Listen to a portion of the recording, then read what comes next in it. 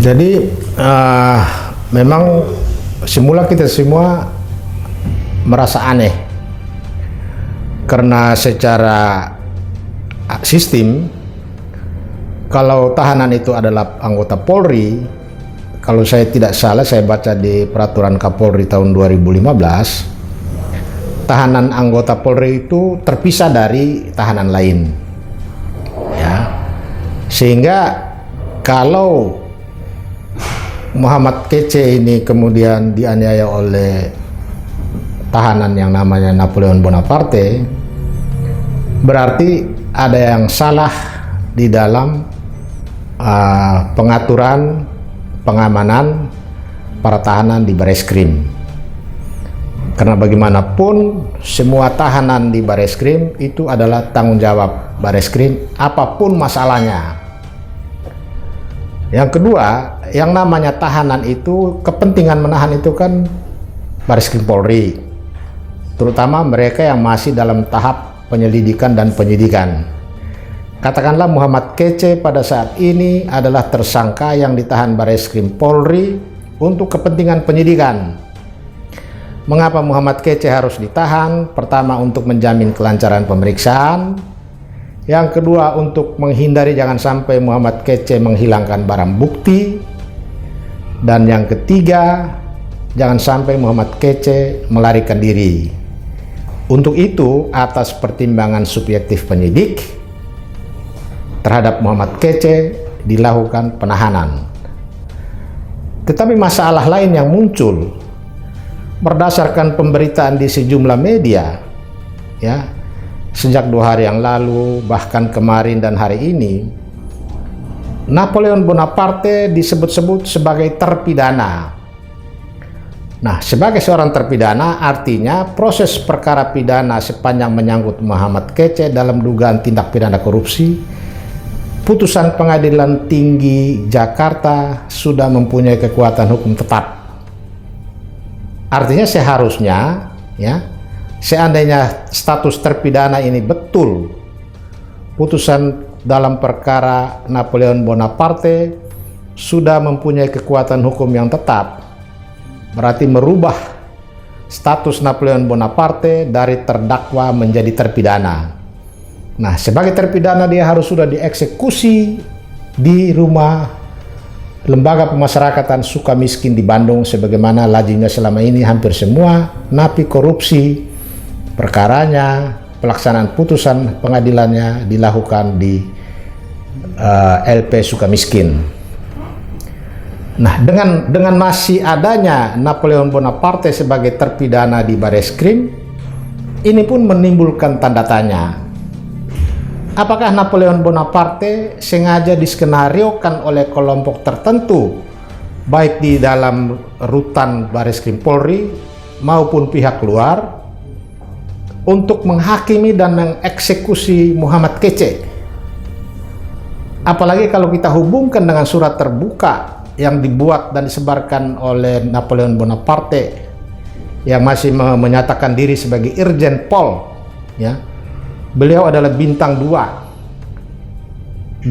Dalam surat terbuka yang disebarkan ke publik, nampak jelas bahwa penganiayaan yang dilakukan oleh Napoleon Bonaparte terhadap Muhammad Kece mengandung muatan balas dendam, mengandung muatan untuk membela kepentingan agama. Padahal Napoleon Bonaparte seharusnya sadar bahwa Muhammad Kece ditahan di Bareskrim Polri itu pun dalam rangka untuk mengadili, dimintai pertanggungjawab pidana atas sangkaan melakukan penistaan terhadap agama Islam. Tetapi kenapa Napoleon Bonaparte berani melakukan tindakan main hakim sendiri, menghakimi Muhammad Kece, bahkan mengeksekusinya sampai nyawanya terancam hilang? Dia mengalami bengkak di seluruh wajahnya, mengalami lebam, dan akibat peristiwa itu Bareskrim Polri langsung mengatasi dengan membawa Muhammad Kece ke RS Polri di Kramat Jati. Tetapi yang belum dijelaskan oleh Bareskrim Polri, apakah ketika dirawat di rumah sakit RS Polri Muhammad Kece ini sudah divisum atau belum.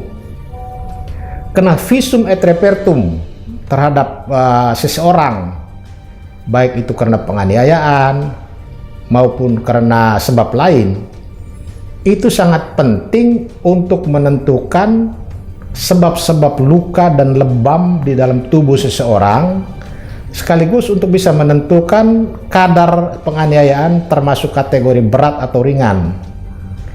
Nah, kalau sampai visum et repertum itu sampai tidak ada, berarti di sini ada oknum kepolisian di Bareskrim pun masih ikut bermain, berada di pihak, katakanlah di pihak yang sekepentingan dengan Napoleon Bonaparte. Karena Napoleon kan sudah menyatakan bahwa apa yang dia lakukan itu adalah membela agamanya.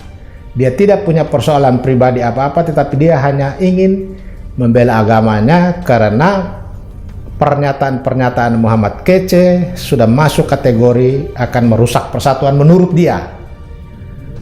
Jadi dalam kasus penganiayaan ini kita tidak paham ya, bagaimana seorang terpidana bisa menyatu dengan mereka yang masih berstatus tersangka. Ini juga menggambarkan manajemen pengelolaan para tahanan di Bareskrim Polri amburadul. Yang kedua, kenapa jaksa belum mau mengeksekusi Napoleon Bonaparte dari rutan Bareskrim Polri ke Sukamiskin? Kalau memang benar Napoleon Bonaparte sudah berstatus terpidana. Ini juga menjadi tanda tanya. Jika itu yang terjadi, maka kelihatannya bahwa kelompok kepentingan, terutama yang tidak menyukai, yang membenci Muhammad Kece, sudah ikut bermain di dalam peristiwa ini. Sehingga ini juga menjadi tugas Polri harus benahi manajemen tahanan, rutan atau LP, terutama yang masih tidak jelas antara apakah dia di rutan atau dia di LP. Jangan sampai fungsi rutan di Bareskrim Polri dikamuflasekan menjadi LP demi melindungi karena kepentingan korps. Ini juga akan merusak tatanan, karena bagaimanapun dengan peristiwa tindak pidana korupsi yang didakwakan kepada Napoleon Bonaparte, artinya Mabes Polri pun sudah gagal menjadikan Napoleon Bonaparte sebagai anggota Polri yang profesional dan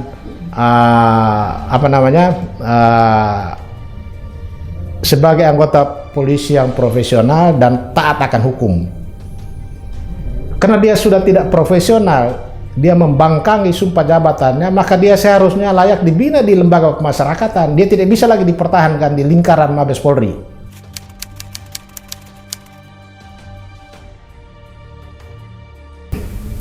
Saya kira Napoleon Bonaparte ingin memperbaiki citra sebagai seorang perwira tinggi bintang 2 di Mabes Polri yang sebelumnya itu karirnya mulus. Peristiwa terjebak dalam tindak pidana korupsi kemarin membuat moralnya runtuh, nyaris hancur.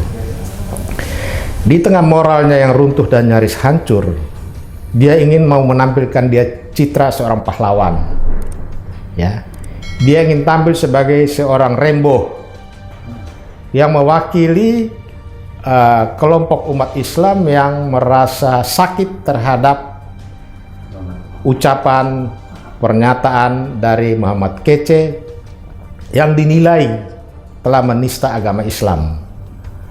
Nah, kesempatan ini mau diambil oleh Napoleon Bonaparte untuk mendapat simpati publik, setidak-tidaknya simpati dari kelompok yang memang selama ini menjadikan Muhammad Kece sebagai target untuk dihentikan aktivitasnya.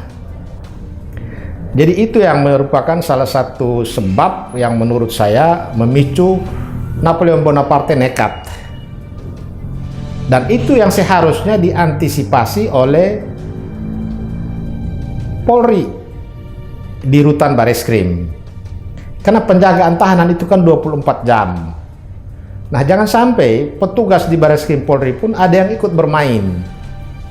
Ada yang ikut ambil posisi memihak kepada kepentingan yang diperjuangkan oleh Napoleon Bonaparte itu. Nah, itu yang kita sayangkan. Polisi harus netral di situ. Karena yang ada dalam tahanan itu kan beragam orang, bermacam-macam. Tetapi mengapa peristiwa itu bisa lolos sampai kotoran manusia pun bisa, kalau ruangannya beda-beda. Kita bisa bayangkan bagaimana entah itu kotorannya Napoleon Bonaparte atau kotoran orang lain yang dipegang. Nah, ini kan sesuatu yang sudah tidak masuk di nalar ya. Akal sehat kita tidak bisa menjawab kok itu bisa terjadi. Sedendam-dendamnya seseorang terhadap Muhammad Kece, tetapi dengan menggunakan kotoran manusia, itu sudah akal sehat sudah tidak jalan. Sebetulnya dengan sudah ditangkapnya Muhammad Kece, ya, proses peradilan, proses hukum sudah jalan, bahkan ditahan. Sebetulnya Muhammad Kece sudah habis, tidak ada pengaruh apa-apa. Jadi soal kecil yang dihadapi, ya, bukan soal kecil, soal besar, tetapi Muhammad Kece ini kan kecil, ya, dalam pandangan kita. Dia bukan orang dengan masa besar, dia bukan berasal dari kelompok yang punya kekuatan besar. Tetapi mengapa sampai Napoleon Bonaparte merasa orang ini berbahaya, harus dihabisi, ya, dan yang menghabisi harus dia.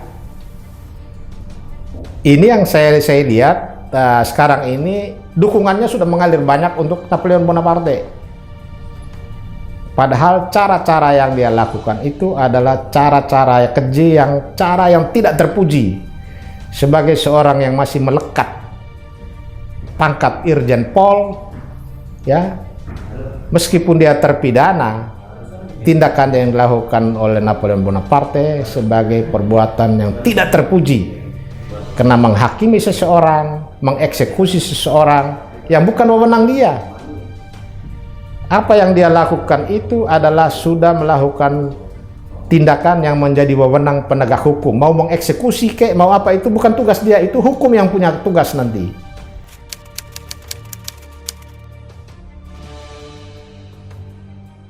Itu kan tidak mungkin Napoleon Bonaparte berdiri sendiri. Kalau dia itu ruang tahanannya terpisah.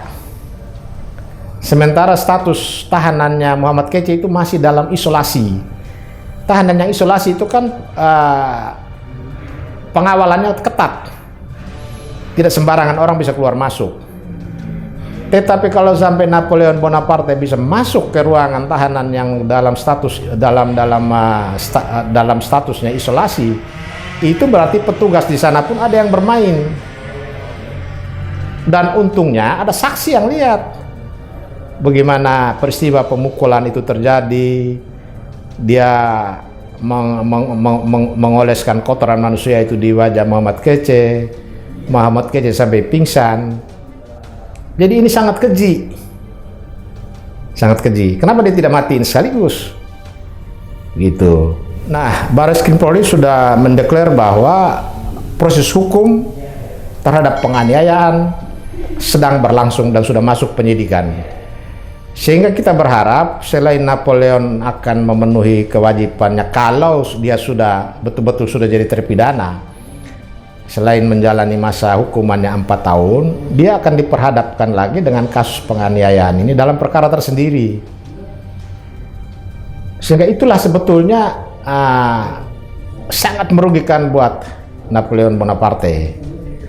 Karena tindakan yang dia lakukan tidak sebanding dengan kepentingan yang dia perjuangkan. Kalau kepentingan yang dia perjuangkan untuk membela agama, kenapa mesti dengan cara begitu? Toh negara sudah memproses hukum Muhammad Kece pun dalam rangka membela agama. Kenapa dia tidak percayakan itu kepada Polri? Dan mengapa dia jatuh kepada pilihannya mengeksekusi sendiri? Ini adalah tindakan yang tidak waras.